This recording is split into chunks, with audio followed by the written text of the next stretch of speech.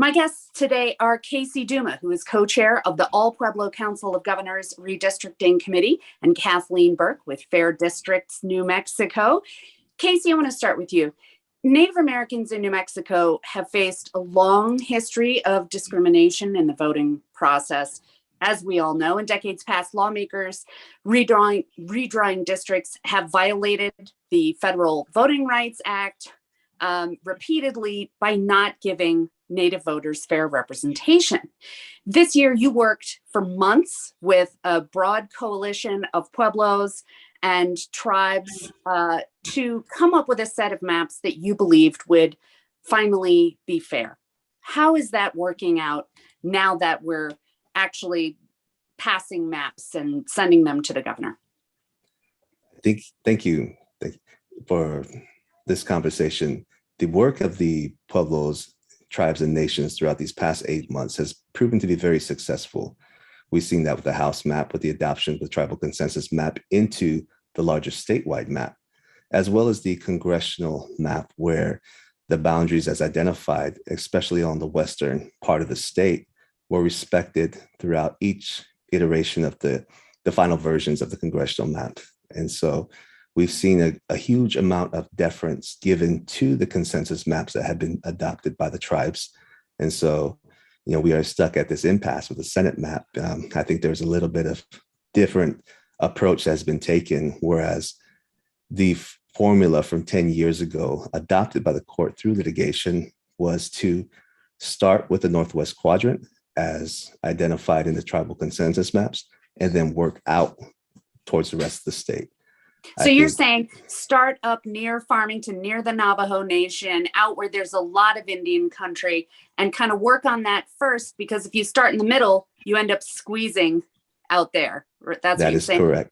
Right. So that approach of, if you think about the state kind of diced up in quadrants, we kind of, you'll hear this term, the Northwest Quadrant. That's typically the tribal consensus map area. And so the strategy from 10 years ago in litigation was start with the Northwest Quadrant, the tribal consensus maps, and then build out. And so we've seen that approach taken with the House map, and that is something that we would hope the Senate would do. I think they struggled with that. I think they started with the Northwest Quadrant as a framework and started to work inward. And I think that's where we saw a lot of pushback from tribal nations. Well, let me come back to that in a second, because Kathleen, I want to ask you, one of the groups that's part of your coalition is the Foundation for Open Government. And this week they sent a stern letter to the legislature about transparency, as in you're not doing it. So big picture wise, is this redistricting process more transparent than it has been in the past? I would say that it is more transparent, and that has happened not by chance, but on demand. The people of New Mexico, 50,000 plus people watching this process very closely, groups, organizations. Fair Districts New Mexico now has 40 organizations supporting our work. And so we have a lot more eyes on the process.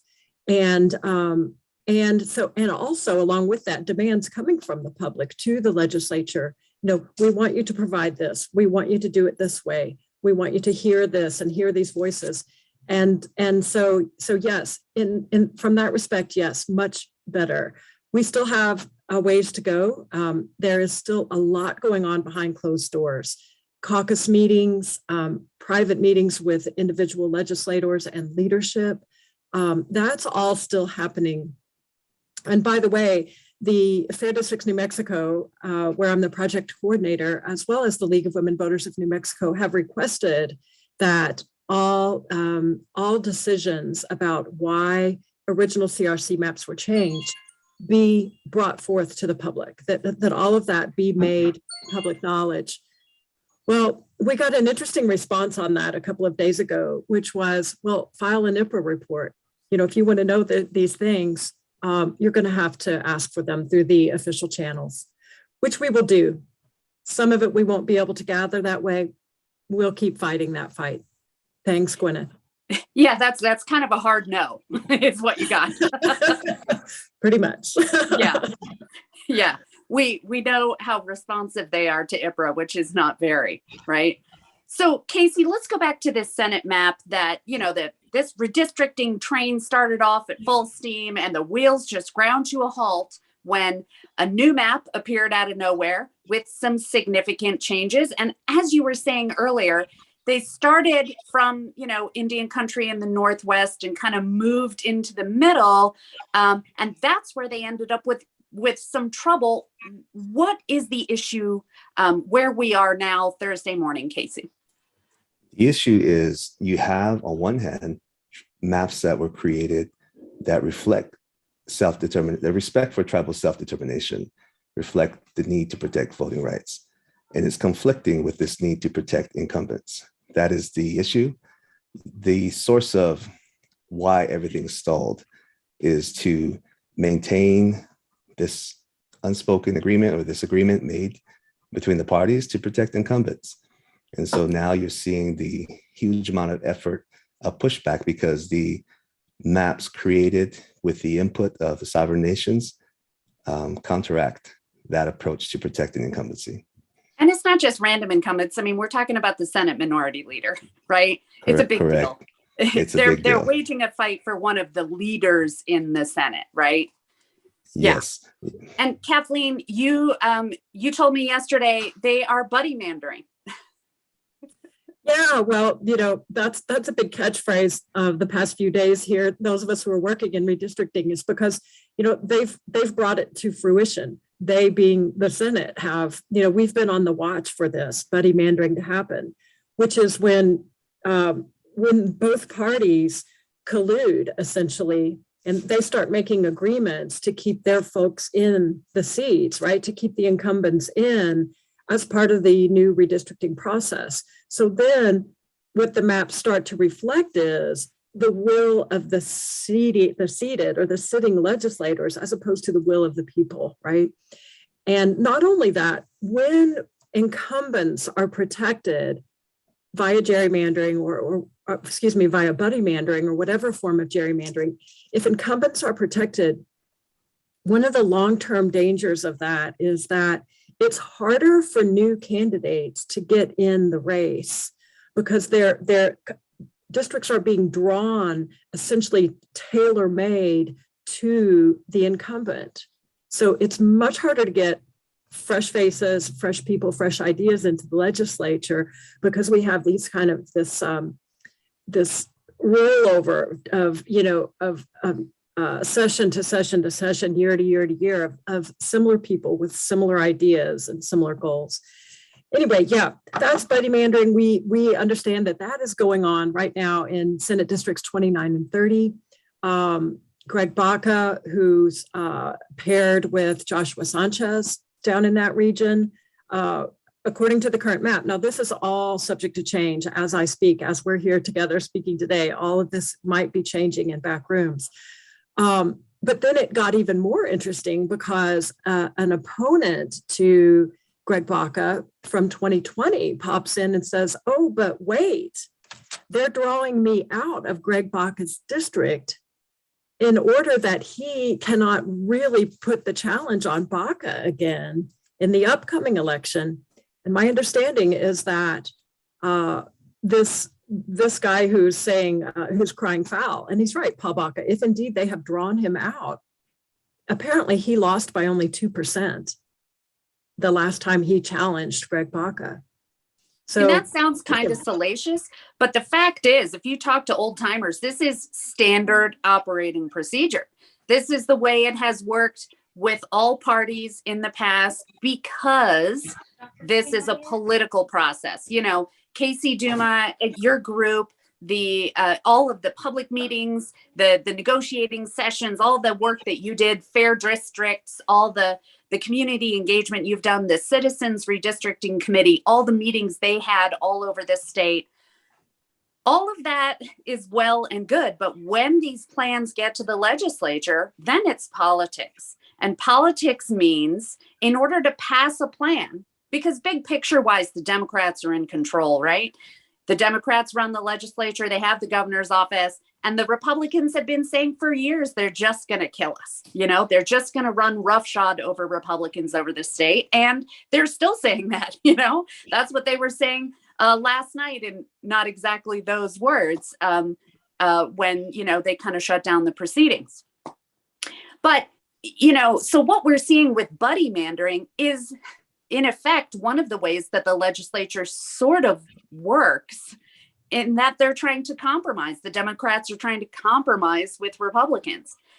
And one of the weird things that's happening now is that this political process of trying to get Republicans on board and trying to be collegial, and the Democrats are trying to help out the Senate Minority Leader who's from the other party so that they'll vote for the plan. I mean, and everything you've done goes out the window. Absolutely. Yeah, I was going to come back to you. How important is this one little district, right? These three little parts of essentially Valencia County, how important is this?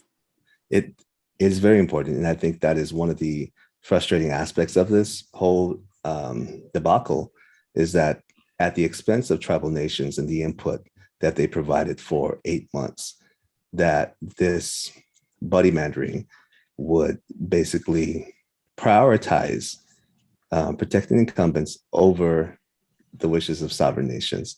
And I think, as you saw in the House, it was a no-brainer in the House where you adopt the tribal consensus map. You celebrate that because of the amount of work and the heavy lifting. And to appreciate the tribal consensus map is to also appreciate the process that was done to get to a consensus. It was not easy. It was a lot of months of working with individual tribal nations, individual governments, their councils, their people, to arrive at these maps where communities of interest were identified, they were talked about, they were discussed, they were looking at the increasing the opportunity to elect candidates of choice from our communities. And so all of that thought process went into developing the tribal consensus maps. And to be clear, Casey, this is not how this has happened in the past. This is, am I right, a huge increase in participation from Native communities and a huge increase in the influence that Native voters have in New Mexico. And is very, I think what a lot of tribal leadership has seen is that when our voices are absent from the process, there's a huge risk of diluting the Native American voting power. And so tribal leaders felt that it was in their best interest to engage in the process. The Citizens Redistricting Committee was a new process, but we engaged in it wholeheartedly. And the CRC worked very close to hear the voices of tribal leadership and tribal nations. And so what came out of the CRC, the Pueblo governments, the tribal nations felt very confident that they were heard. And so when we get to this process where, it is a challenge because there's not that same level of appreciation for the work that's been gone in, as well as the same level of appreciation for tribal self-determination, where the contradictory messages from the Senate is we know what's best for you. And we've seen that play out many times in history, and it hasn't worked well for Native people. So that is why it's so frustrating. Is it we know what's best for us in the Senate? Yes. Did I just put that in a better way? I think that's the priority of who they're looking out for. And so the message that is coming to many Native people is one that resonates throughout history with federal Indian policy of the very paternalism that's built into basically subjecting tribes to the will of who's in power. And so the pushback from tribal nations is because we've been there before and we don't want to go back there. Well, Kathleen, thank you so much. Casey Duma, thank you so much for being with us today. Thank you, Gwyneth. Thank you, Gwyneth.